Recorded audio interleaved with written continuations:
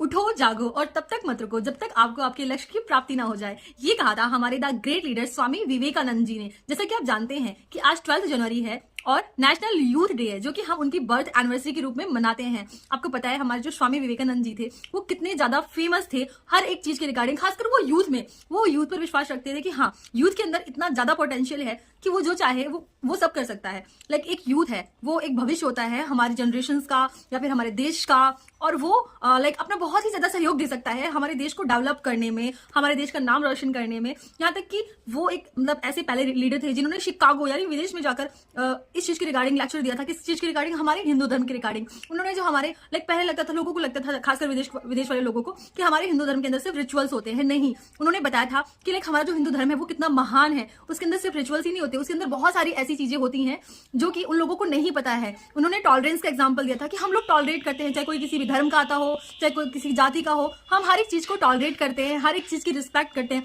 हमारा धर्म बाकी सारे धर्मों की रिस्पेक्ट करता है, हम लोग एक साथ मिलकर रहने में विश्वास रखते हैं, हम यूनिटी पर विश्वास रखते हैं। तो उन्होंने बहुत सारे मैसेजेस दिए थे हमारे हिंदू धर्म के रिगार्डिंग, और साथ ही यूथ के लिए कि हमारा यूथ कितना ज्यादा इंपॉर्टेंट है हमारे देश की डेवलपमेंट के लिए। इस वजह से हम नेशनल यूथ डे उनकी याद बनाते हैं।